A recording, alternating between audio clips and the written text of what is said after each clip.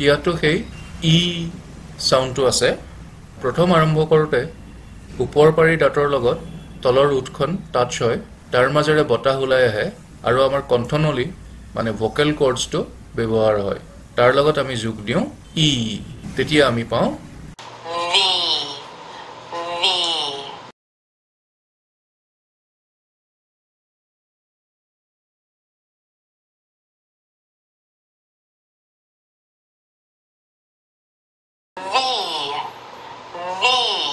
ইয়াতো সেই ই সাউন্ডটো আছে প্ৰথম আৰম্ভ কৰোতে ওপৰ পাৰি দাঁতৰ লগত তলৰ উঠখন টাচ হয় তাৰ মাজেৰে বতাহ ওলাই আহে আৰু আমাৰ কণ্ঠনলী মানে ভোকেল কৰ্ডছটো ব্যৱহাৰ হয় তাৰ লগত আমি যোগ দিওঁ ই তেতিয়া আমি পাওঁ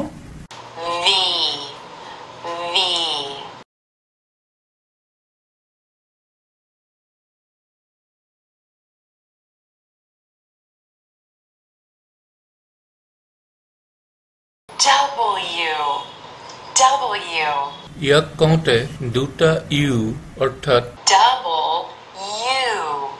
হিচাপে উচ্চাৰণ কৰা হয় ডাবল ইউ যোগ কৰি খৰকে ক'লে আমি পাওঁ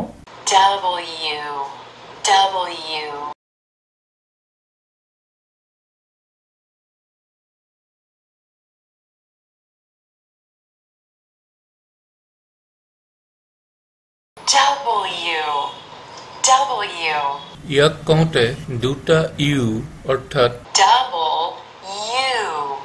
হিচাপে উচ্চাৰণ কৰা হয় ডাবল ইউ যোগ কৰি খৰকে ক'লে আমি পাওঁ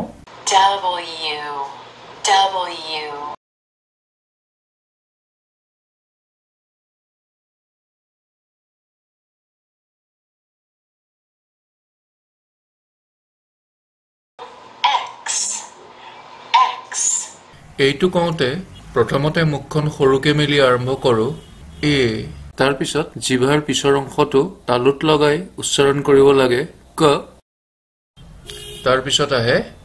এছ তেতিয়া আমি পাওঁ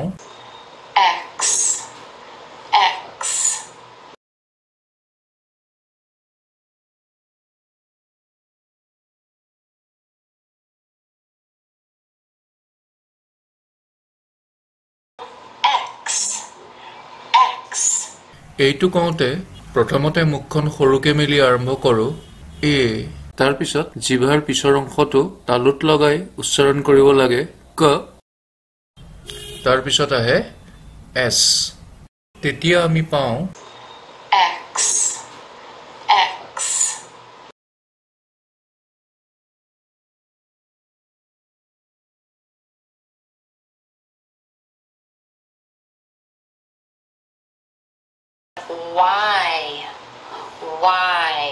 প্ৰথমতে উঠ দুখন গোল কৰি এই সাউন্ডটো উলিয়াব লাগে তাৰ লগত যোগ দিব লাগে আই সাউন্ডটো তেতিয়া আমি পাওঁ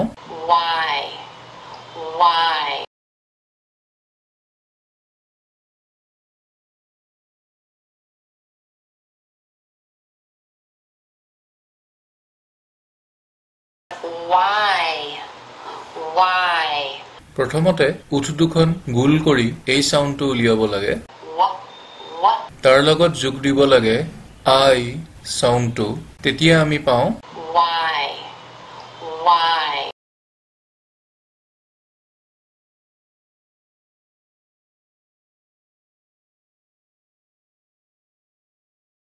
ইয়াক আমি সাধাৰণতে উচ্চাৰণ কৰোঁ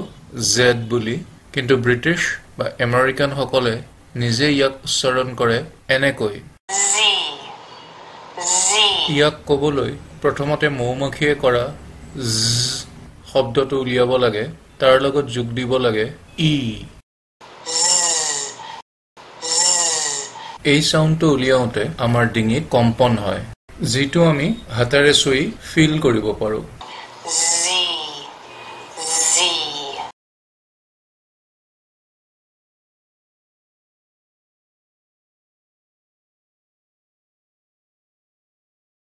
ইয়াক আমি সাধাৰণতে উচ্চাৰণ কৰোঁ জেড বুলি কিন্তু ব্ৰিটিছ বা আমেৰিকান সকলে নিজে ইয়াক উচ্চাৰণ কৰে এনেকৈ